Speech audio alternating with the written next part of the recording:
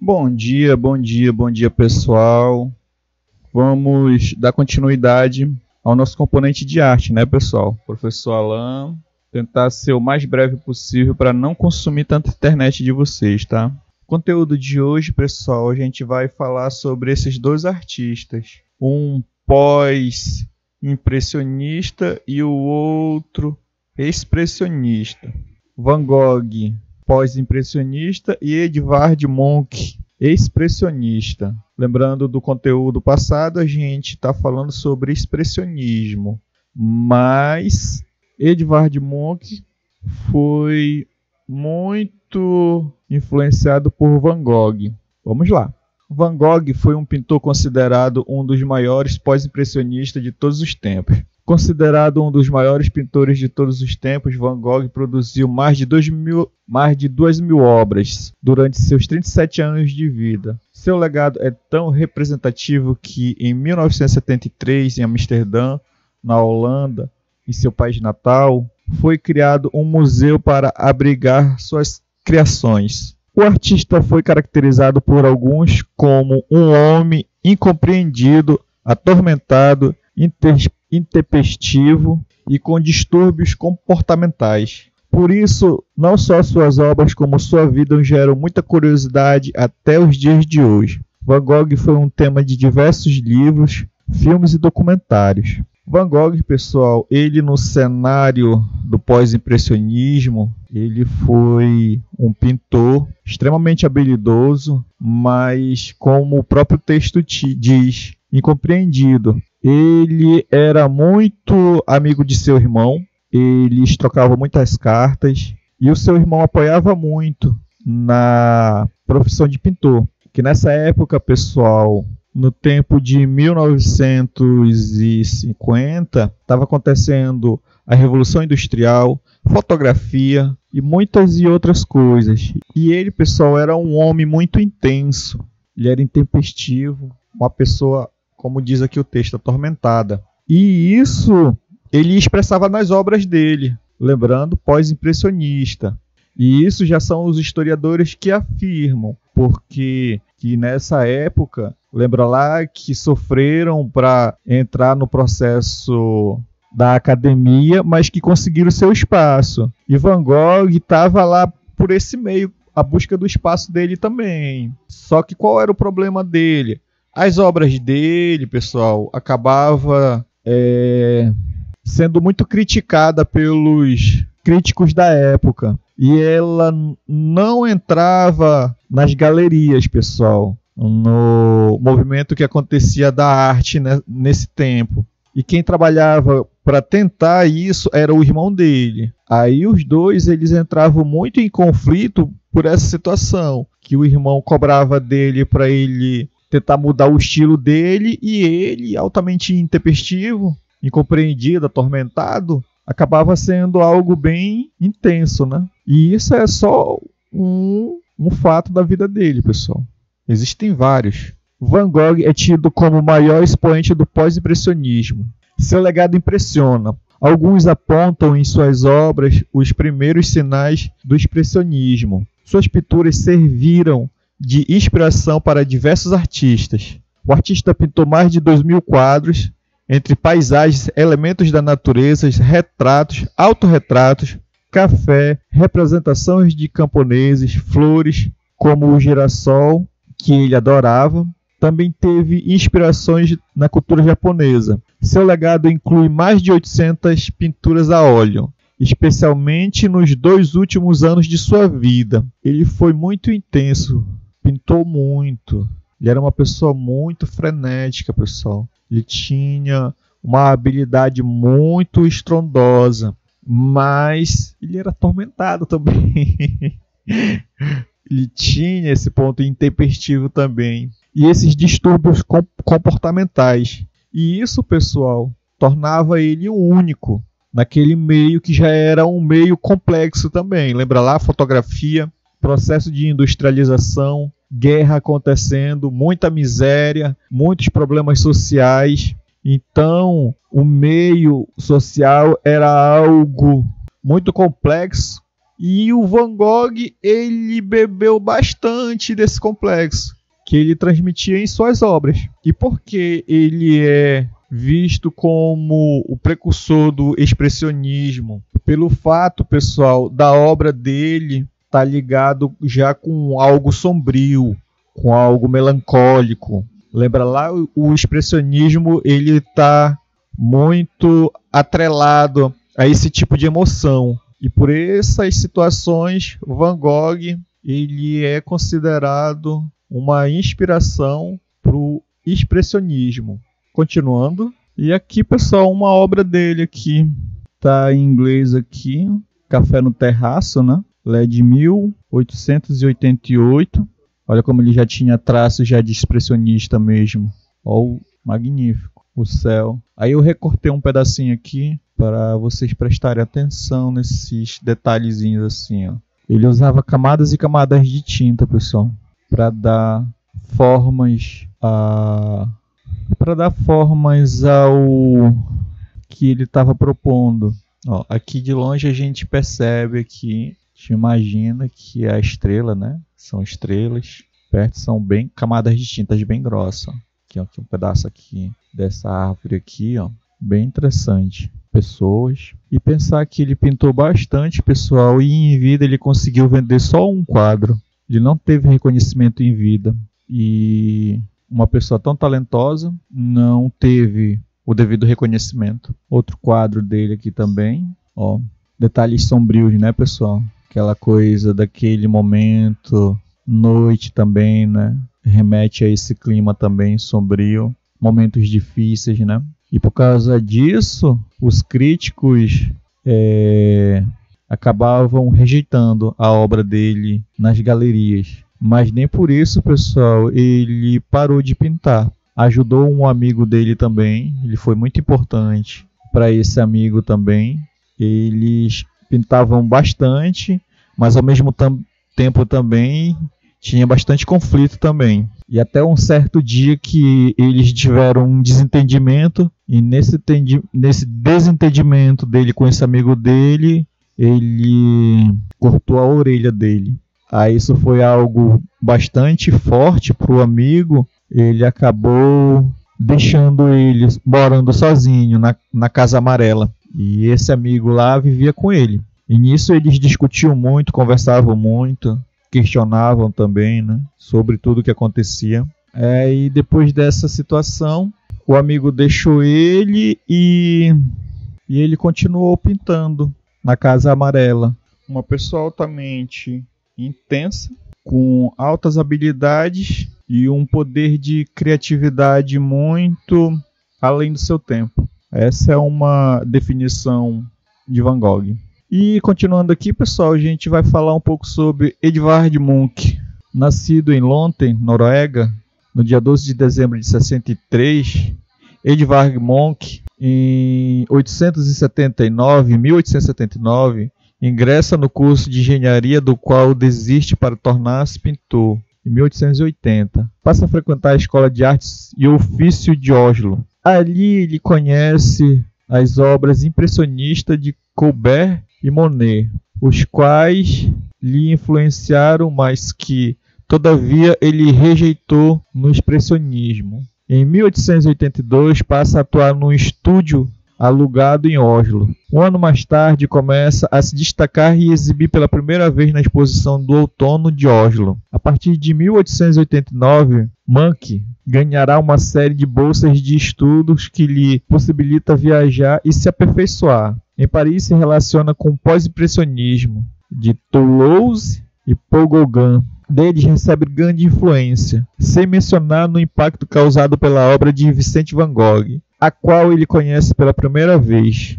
Por sua vez, Edvard Munch continua seu intercâmbio por Berlim, Paris, Nice, Florença e Roma. Edvard Munch, pessoal, ele foi muito importante para o expressionismo. Ele trouxe bastante inovações e trouxe sentimentalismo para as suas obras. Outra coisa que é interessante são as bolsas que ele ganha, né, pessoal? Isso aí faz com que ele aumente a visão de mundo dele, pessoal. Ele acaba aumentando bastante. E esse aperfeiçoamento dele ajuda nesse processo para chegar no expressionismo. Mas que aonde o ponto que acaba dando grande impacto nele são as obras de Van Gogh, que já são dos pintores do pós-impressionista já.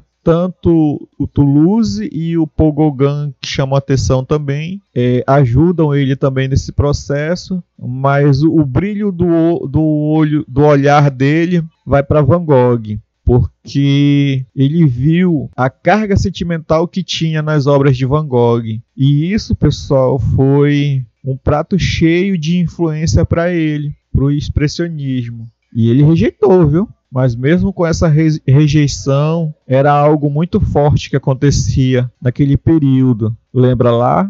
Guerra, Revolução Industrial, conflitos de popularização da fotografia. Tudo isso, pessoal, era algo bastante complexo para a pintura naquele momento. E Munch, pessoal, Edvard Munch, ele aproveitou bastante desse cenário também. Fato curioso foi sua exposição em 1892 em Berlim. Foi cancelada uma semana após a abertura, devido ao grande choque causado no público e nos críticos de arte. Apesar da acolhida pouco calorosa, Munch irá viver nessa cidade até 1908 e em 1903 irá expor novamente em Berlim, desta vez na Galeria Cassirer. Em 1893, Edvard Munch cria sua obra-prima, O Grito. Alguns anos mais tarde, em 1896, irá se interessar pelas técnicas de litografia e xilogravura, com as quais fará várias inovações. No ano de 1908, marca seu retorno definitivo à Noruega, onde reside até sua morte. Com seu prestígio crescente, irá decorar a Universidade de Oslo entre os anos de 1910 e 1915. Torna-se membro da Academia Alemã de Belas Artes em 1923, mesmo ano em que morre sua irmã Laura. Em 1928, cria murais da Câmara Municipal de Oslo. Contudo, no ano de 1930, marca uma reviravolta na carreira de Munch. Além de adquirir uma enfermidade ocular que lhe dificulta a execução dos trabalhos, o governo nazista classifica suas obras como degeneradas. A partir disso, elas foram retiradas dos museus e salões da arte alemã. Apesar disso, seu prestígio internacional se mantém com exposições na Inglaterra em 1936 e Estados Unidos em 1942.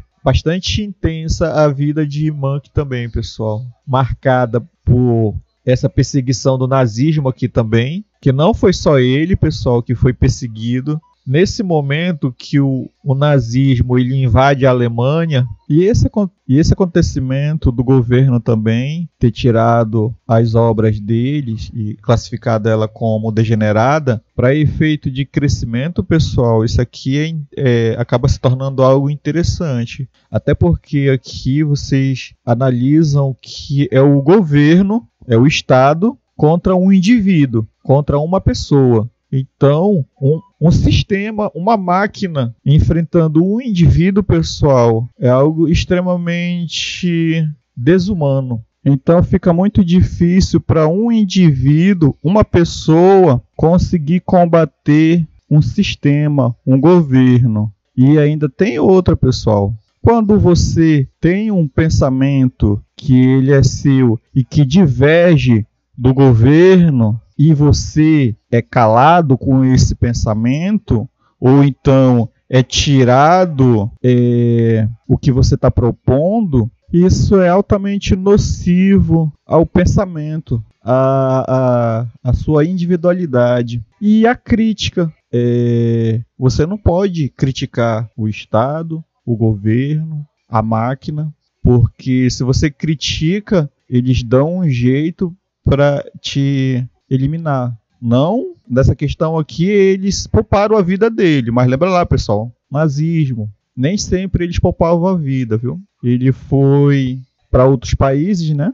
E a exposição dele continuou na Inglaterra, nos Estados Unidos, e ganhou força como pessoa, pensamento crítico. As obras de Monk revelam um espírito trágico repleto de doença e morte. Esses temas foram recorrentes na infância do artista, haja vista que perdeu sua mãe e irmã na juventude. Além disso, ficou muito enfermo e fraco. Por esse motivo, solidão, melancolia, angústia, desprezo, depressão e saudade são assuntos frequentes nas representações de Monk. É comum, portanto, nos depararmos com pinturas e gravuras de rostos sem feições ou desfigurados, com expressões distorcidas e quase espectrais. Sua obra mais emblemática é, sem dúvida, O Grito, de 1893. Além dela, outras obras que mereçam destaque são Nina Doente, de 1885, Melancolia, de 1892, A Voz, de 1892, Amor e Dor, de 1893, Cinzas, de 1894,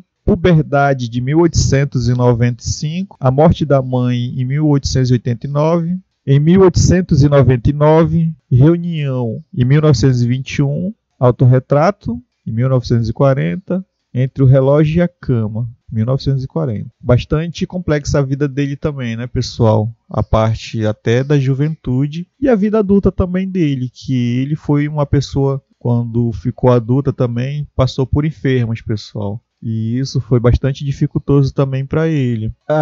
Aí é por isso que essa parte do expressionismo ele acaba carregando muito também desses sentimentos. Lembra lá que o artista, além dele se carregar com o que ele recebe de fora, ele é muito influenciado também com o que acontece no pessoal dele, né, pessoal? É bastante carregada a vida da pessoa.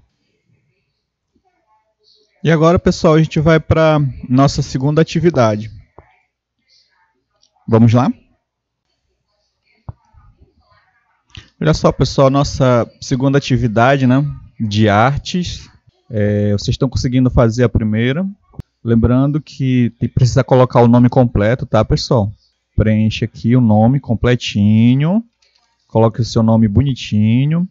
Coloque a sua turma também. Pode colocar aqui sem problema nenhum. E os horários. Qual é o seu horário também? Você coloca também, tá? Essas instruções também são informações que são importantes. Você deve ler. O texto que a gente acabou de explicar aqui agorinha, no caso eu, né? Vocês vão fazer a leitura do texto, a compreensão, juntamente com as imagens também. Posso estar fornecendo essas imagens no grupo. Segunda atividade. A primeira questão, vocês vão analisar as afirmativas e assinar a correta. No caso, marcar as corretas, né? Vocês vão ler e achar as corretas. Aí, por exemplo, apenas uma das afirmativas é verdadeira. Você marca. Nenhuma das afirmativas é verdadeira. Você marca. Todas as afirmativas são verdadeiras. Você marca. Apenas duas afirmativas são verdadeiras. Você marca também. Lembrando, pessoal, essa marcada aqui que eu dou é só para efeito de informação, tá? Vale 2 pontos ela, pessoal. A segunda questão você vai marcar corretamente seguindo essa frase aqui, ó. Sua obra mais emblemática, sem dúvida, O Grito. Aí você vai dizer aqui, referente a isso aqui, que isso aqui foi tirado do texto, tá, pessoal? Aí você vai dizer, marcando a alternativa correta. Terceira questão. Foi um pintor considerado um dos maiores pós-impressionistas de todos os tempos. Considerado um dos maiores pintores de todos os tempos. Aí você vai ler e vai marcar também. Sobre as obras de Edvard Munch, assinale a alternativa correta. Aqui você vai assinar a alternativa correta também. Aí você vai ler e vai assinar a correta, tá? Marcou tudinho. Faça sempre uma última verificação para ver se está tudo marcado também. Olha tudinho para ver se está tudo marcado.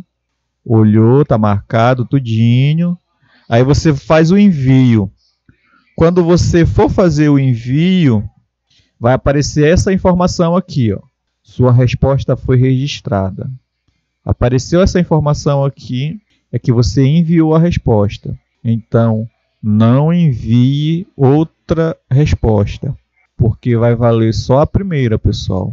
A segunda, a terceira, a quarta eu não estou aceitando, é só a primeira, tá? Então só faça o envio quando você tiver certeza do que você estiver fazendo. Depois disso, vamos para o grupo para conversar sobre dúvidas e sobre o formulário também. Se tiver alguma dúvida também, vamos para lá. Encerrando aqui por hoje.